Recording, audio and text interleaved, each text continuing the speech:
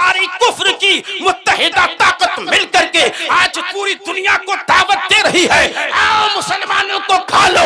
इसलिए नबी ने फरमाया था तुम एक दस्त की तरह हो। इस दस्त को इशारा करके कहा जाता है आओ इसको खा लो। और अगर इसकी मिसाल सुनना है तो दावत उन्होंने अजमेर में हमला बोल के दे दिया है। गरीब नवाज की चौखट पे हमला हुआ, यही तो वो दावत है। आओ अभी तो हमने संभल पे हमला किया है, बाबरी मस्जिद पे हमला किया है। आओ मुसलमानों से जिसका आस्था जुड़ा हुआ है उस गरीब नवाज की चौखट पे आके तुम लोग दस्तक दो। ये गरीब नवाज की चौखट नहीं है बल्कि किसी और की है। मेरा उत्तर दिनाजपुर चल रहा है, मैं बाहर की फिक्र क्यों करूं। मेरा उत्तर दिनाजपुर इतना खस्ता हालत बना करके रखी है। मदरसे का हाल देखो तो बुरा हाल है, मस्जिद का हाल उत्तर दिनाजपुर में देखो तो बुरा हाल है, स्टेज की हालत देखो तो बुरा हाल है, नजराने के ताल्लुक से उत्तर दिनाजपुर पे नजर दौड़ाओ तो बुरा हाल है, नमाजियों को देखो तो बुरा हाल है, समाज देखो तो बुरा हाल है, दीन देखो तो बुरा हाल है। हाँ न जाने इस कदर हमने बुराइयां उत्तर दिनाजपुर में पाल रखी है। हम यूपी की खबर कब लेंगे, अजमेर की खबर कब लेंगे, बहराइच की खबर कब लेंगे, हम आसाम की खबर कब लेंगे। जब अपने पास ही इतने सारे प्रॉब्लम्स हैं तो दूसरों के प्रॉब्लम्स को हम कैसे सॉल्व कर सकते हैं। गौर करने की बात है, कुरान मजीद में अल्लाह ने फरमाया ला तुफसिदू फिल अर्द बादा इस्लाहिहा। सबसे पहले इसका ट्रांसलेशन आप समाप्त कर ले। अल्लाह फरमाता है ए लोगों फसाद मत फैलाओ जमीन पर। जब इस्लाह कायम हो जाए, शांति आ जाए, अमन आ जाए, पुरअमन के साथ एक दूसरे के साथ लोग जिंदगी बिता रहे हों, एक दूसरे से मोहब्बत से रहते हों, एक दूसरे से गले मिल के रहते हों। अब इसका मतलब ये नहीं है कि मोमिन है तो गला मिला करके बैठा है, हिंदू है तो उससे नफरत करता है। मेरा दीन वो है कि टोपी वाला है तो मोहब्बत करो, धोती वाला हो तो मोहब्बत करो। मेरा दीन वो है कि अगर नमाज पढ़ता है तो मोहब्बत करो, नमाज नहीं पढ़ता है तो भी मोहब्बत करो। उसकी एक झलक देखना हो तो अजमेर की धरती देख लो, टोपी वाला नजर आएगा, धोती वाला नजर आएगा, कोट वाला नजर आएगा, तिलक वाला नजर आएगा, मौलवी भी नजर आएगा और पंडित भी नजर आएगा। हर एक मजहब व मिल्लत के लोग गरीब नवाज की चौखट पे नजर आते हैं। इसलिए कुरान ने कहा ला तुफसिदू फिल अर्द बादा इस्लाहिहा। और गरीब नवाज के चाहने वालों, जब हिंदुस्तान में अमन शांति कायम है तो फिर आज शांति न फैलाओ, झगड़ा न करो, एक दूसरे से नफरत न करो, एक दूसरे का गला मत काटो, एक दूसरे से नफरत के बाजार को गर्म मत करो। इसलिए बरसों पहले इकबाल ने कहा था मजहब नहीं सिखाता आपस में पैर रखना, हिंदी है हम, हिंदुस्तान है वतन हमारा। और फिर इकबाल ने कहा था सारे जहां से अच्छा हिंदुस्तान हमारा, हम बुलबुले हैं इनके ये गुलसिता हमारा, ये गुलसिता हमारा है। आज हिंदुस्तान का हाल देख रहे हैं आप, नहीं देख रहे? हिंदुस्तान का हाल मालूम है क्या हो रहा है आज? कुरान कहता है ला तुफसिदू फिल अर्द बादा इस्लाहिहा।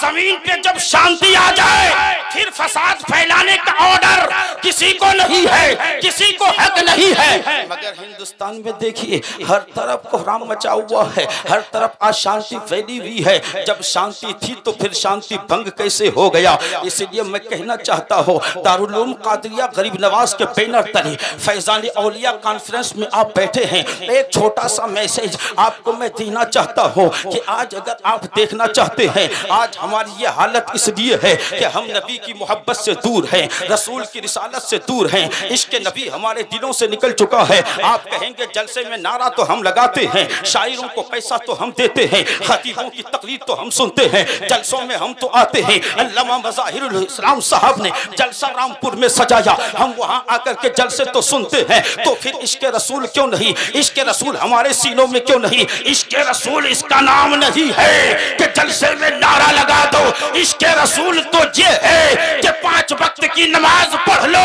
फिर पता चलेगा कि रसूलुल्लाह का इश्क क्या होता है। नमाज पढ़ो, तिलावत करो, फिर पता चलेगा रसूलुल्लाह का इश्क क्या होता है। इसीलिए मेरे आका अपनी कौम को पैगाम दिए थे कि सुधर जाओ, इस्लाम पे आ जाओ, अपने आप को सुधारो, कैरेक्टर को सुधारो, आदत अतवार को सुधारो, वरना ये लोग गिन गिन के तुम्हें मारेंगे, गिन गिन के तुम्हें काटेंगे, गिन गिन के तुम्हें मार डालेंगे। कभी घर छीना जाएगा, कभी दर छीना जाएगा, कभी तुम्हारी जायदाद छीनी जाएगी, कभी तुम्हारा घर मकान को लूट लिया जाएगा, और वक्त आएगा तो आपकी बाबरी मस्जिद भी चली जाएगी, और चली गई है वो। अब वक्त आएगा तो हम संभल की मस्जिद भी जाएगी, वक्त आएगा तो फला मस्जिद जाएगी, वक्त आएगा तो फला मस्जिद। इसलिए कौमे मुस्लिम में इत्तेहाद की जरूरत है, इत्तेफाक की जरूरत है, मोहब्बत की जरूरत है। आपस में उल्फत से रहोगे तो किसी की मजाल न होगी कि तुम्हें काटने की बात करेगा। आज हम जो मारे जाते हैं, हम जो काटे जाते हैं, हमारे अंदर ना इत्तेफाकी है। इसलिए बरसों पहले मुस्तफा जान रहमत ने हमको पैगाम देते हुए कहा था, मुसलमान आज भी सो रहा है, मुसलमान आज भी ख्वाबे खरगोश है। जलसा करने से कामयाबी नहीं मिलती है, और फिर नारे लगाने से कामयाबी नहीं मिलती है, बल्कि जलसे को कामयाबी तब मिलती है कि जलसे में आकर बैठ करके उलमा की बातों को तवज्जो में ला करके जो पैगाम यहाँ से दिया जाता है, वो पैगाम लेकर के उठ करके फिर नौजवान अपने अपने गांवों में उस चीज को फॉलो करता है, उस चीज को बयान करता है, फिर जाके ये काम होता है। आज हम मारे काटे इसलिए जाते हैं, यारों गौर करने की जरूरत है। मेरे आका अलैहिस्सलाम ने इरशाद फरमाया था, यूशिकुल उमम अन्ना तुदाया कमा तुदायल अकलत इला कसअतिहा। अल्लाह के नबी ने फरमाया था, तमाम अक़वाम मुत्तहिदा होकर, तमाम कुफ्र की जमातें मिलकर बुलाएंगे और एक जमात को टारगेट करेंगे, आओ तुम भी खा लो, आओ तुम भी खा लो, आओ तुम भी खा लो, आओ तुम भी खा लो। गोया के मुस्तफा ने फरमाया, तुम एक प्लेट की तरह हो जिसमें खाना रखा जाता है, एक तश्त की तरह हो। मुसलमान उस तश्त की तरह है कि बिरयानी डाल दी जाए, वो भी बुला रहे आओ खा जाओ, अल्लामा मुजाहिर साहब भी बुला रहे आओ खा लो, मौलाना गुलाम रब्बानी साहब भी बुला रहे आओ खा लो। बात समझाने के लिए कह रहा हूँ, वरना ये कौम वो कौम है आज जो कौम ने हमारी हालत की है। सारी कुफ्र की मुत्तहिदा ताकत मिलकर के आज पूरी दुनिया को दावत दे रही है, आओ मुसलमानों को खा लो। इसलिए नबी ने फरमाया था, तुम एक तश्त की तरह हो। इस तश्त को इशारा करके कहा जाता है, आओ इसको खा लो। और अगर इसकी मिसाल सुनना है तो दावत उन्होंने अजमेर में हमला बोल के दे दिया है। गरीब नवाज की चौखट पे हमला हुआ, यही तो वो दावत है। आओ, अभी तो हमने संभल पे हमला किया है, बाबरी मस्जिद पे हमला किया है। आओ मुसलमानों से जिसका आस्था जुड़ा हुआ है, उस गरीब नवाज की चौखट पे आके तुम लोग दस्तक दो। ये गरीब नवाज की चौखट नहीं है, बल्कि किसी और की है। मुसलमानों तुम सो रहे हो और हमें मिटाने की नाकाम कोशिशें की जा रही है, हमें मारने की कोशिशें की जा रही है, हमें इम्तिहानों में डाला जा रहा है। इसलिए इत्तेहाद और इत्तेफाक होना जरूरी है। इत्तेहाद कहां से मिलेगा, इत्तेफाक कहां से मिलेगा? लोग तो आपको बांटने में लगा हुआ है, आदमी तो आपको तकसीम करने में लगा हुआ है। भाई को भाई से कैसे लड़ाया जाए, बाप को बेटे से कैसे लड़ाया जाए, पड़ोसी को पड़ोसी से कैसे लड़ाया जाए, इनसे फायदा कैसे उठाया जाए, ये लोग करते हैं। इस धरती पर, आसमान के शामियाने के नीचे, इसी जमीन पर अगर कोई जमात है जो मिलाने की कोशिश करती है, उस जमात का नाम आशिकाने मुस्तफा है, उस जमात का नाम अहलुल्लाह है। मोहम्मद आफाक आलम रामपुर 1100 रुपए इन्होंने चंदा दिया। अल्लाह रब्बुल इज्जत इनके चंदे को कबूल फरमा के अल्लाह ताला इनको दारैन की सवाब अता फरमाए। मिस्टर आलम रामपुर ये 200 रुपया दिया है, अल्लाह ताला इनकी जायज तमन्ना को पूरी फरमाए। जब देने लगे हैं तो दे दीजिए, फिर मेरी तकरीर सुन लीजिए, इसलिए कि वक्त देने का है। टॉपिक भी मैंने वही बनाई है कि सिर्फ पान खा के पैसा उड़ाओगे तो काम नहीं चलेगा, उस पान के पैसे को बचा करके रखो।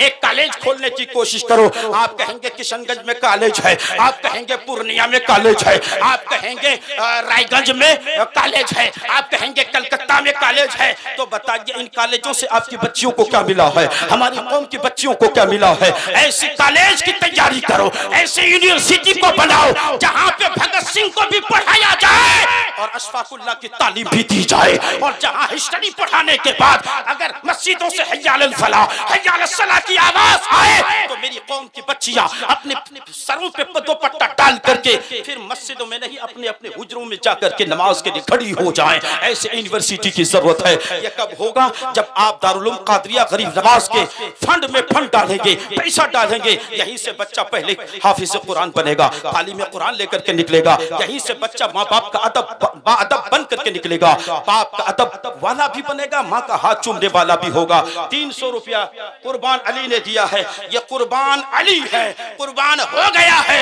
बाकी लोग कुर्बान होने के लिए तैयार हो जाइए। और ये कुर्बान अल्लामा मुजाहिरुल इस्लाम के लिए नहीं है, बल्कि यही वो आपका पैसा है जहाँ पे आपका नालायक बेटा जब माँ को गाली देता था, बाप को गाली देता था, पड़ोसी के घर पे पत्थर मारता था, अल्लामा मुजाहिरुल इस्लाम ने हाथ पकड़ करके अपने दारुल उलूम कादरिया गरीब नवाज में डाल दिया। अब वही बच्चा 1 महीने के बाद जब अपने घर पहुंचता है तो सबसे पहले अपने माँ का हाथ चूमता है, अपने बाप का अदब करता है। माँ पूछती है, बेटा तू तो बड़ा नालायक था, तू तो बड़ा कमीना किस्म का था, आज ये अदब वाला मामला कैसे पैदा हो गया, बादब कैसा हो गया? बेटा सीना तान के बोलता, अम्मी जान ये मेरा कमाल नहीं है, ये अल्लामा मुजाहिरुल इस्लाम के मदरसा दारुल उलूम कादरिया गरीब नवाज के छत के नीचे जब कुरान पढ़ाया जाता था तो कुरान और हदीस के दरमियान ये बात आई कि माँ के कदमों के लिए जन्नत है, इसलिए माँ मैंने चाहा कि मरने के बाद जन्नत मिलेगी। नबी ने तो जिंदगी में माँ के तलवों में जन्नत डाल दी है, इसलिए मैंने आपके कदमों को बोसा दिया, आपके हाथों को। आप भी माँ से मोहब्बत करते हैं? बोले ना, जोरे बोले ना। गुलाम मुस्तफा साहब खुद धन से 550 रुपया दिया है। अल्लाह ताला इनकी जायज तमन्ना को पूरी फरमाए और अल्लाह ताला उनके जुमला परेशानी। जमालुद्दीन भाई टीबल मुस्तरी रामपुर। अच्छा भाई एक बात बताना, अभी 1100 रुपए आ रहा है इस महफिल में, इस शामियाने के नीचे फैजान औलिया कॉन्फ्रेंस के बैनर तले कोई ऐसा आदमी है बाप का बेटा जो 2100 रुपया इस जलसे की खिदमत करे, 2100 रुपया अपने माँ के नाम पे लाके दे, ताकि यही पैसा मदरसे की बिल्डिंग में लगेगी। माँ दुनिया में रहेगी तो सवाब मिलेगा, माँ कब्र में रहेगी तो सवाब मिलेगा। अगर चाहते हो कि माँ को सवाब पहुंचाया जाए, हो जाए एक नौजवान तैयार 3100 रुपया 3100 रुपया का ऐलान करा दे, मैं समझूंगा कि वाकई में ये 1100 रुपया। अच्छा जिन्होंने भी दिया है अल्लाह ताला इनको कबूल फरमाए। जी कितना दिया? 2200 रुपया। माशाअल्लाह सुभान अल्लाह। नारे तकबीर, नारे रिसालत, मसलके आला हजरत। चंदा देने वाले हजरात बोलिए ना भाई जोर से। अबे चंदा नहीं देंगे तो बोलेंगे भी नहीं, बोलने का पैसा नहीं लगता है ना। हाँ 2200 रुपया इन्होंने दिया। क्या नाम बताया भैया? हसीमुद्दीन, यही के रामपुर के। माशाअल्लाह, अल्लाह ताला इनकी जायज तमन्ना को पूरी फरमाए। है कोई बंदा अपने माँ के नाम पर 3100 रुपया? कौन सी माँ? आप लोग बोलने कहाँ देंगे? 500 रुपया अपने माँ के नाम से का काम नहीं है, मुहद्दिस साहब का काम नहीं है, उसमें एक लॉयर की जरूरत थी, मगर एक मजहब इस्लाम का लॉयर न मिला। क्यों? इस हिंदुस्तान में किसी माँ ने ऐसा बेटा जन्म नहीं दिया जो एक बेहतर से बेहतर वकील बन जाए। नेता बनना आसान है, नेता बनना आसान है, मुफ्ती बनना आसान है, लेकिन दीन के लिए काम करना ये बड़ा मुश्किल है। और अगर अल्लामा मुजाहिर साहब ने किया है तो फिर आप गर्व से कह दें कि हजरत आप अकेले नहीं है, बल्कि हमारी पूरी कौम आपके साथ है, हमारी पूरी जमात आपके साथ है। 1100 रुपये दिया है। हाँ मैं सोचा 3100 रुपया आया शायद, इसलिए खुशखबरी दे रहा। इस बहन से जुड़ चुकी है अल्हम्दुलिल्लाह। अल्लाह ताला गरीब नवाज का फैजान इनके खानदान में बरसाए। जी हाँ मेरी माँ बहनें भी देंगी ना, इंशाअल्लाह देंगी। चादर लेके आप भेज दीजिए। अरे माँ बहनों की ही बदौलत इस्लाम में भी बहुत कुछ हुआ है। मेरी माँ बहनें जब जंग में नहीं जाया करती थी तो मुजाहिदीन इस्लाम के लिए खाना बनाया करती थी, वहां जाके कपड़े साफ किया करती थी, और ये लोग मुजाहिदीन इस्लाम के लिए लड़ते थे। हमारी माँ बहनें भी अपने बच्चों की जिंदगी को संवारने के लिए, अपने बच्चियों की जिंदगी को ताबनाक बनाने के लिए जरूर इस मदरसे में चंदा देंगे और अपने खाली दामनों को दामने को हर मुराद से भर देंगे। हमसे न जाने हजारों दिन गुनाह होते हैं। 500 रुपया अजमेरी खातून ने दिया, इसको आप रख लीजिए, नहीं तो मेरी जेब में चला जाएगा तो मामला उल्टा सुल्टा हो जाएगा। और बोलिए साइमा खातून माँ के नाम से 140 रुपए दिया है। अल्लाह ताला इनके जायज तमन्ना बांग्ला सुनबें तो हाँ सुरजापुरी माँ बहन समझना जरूरी है।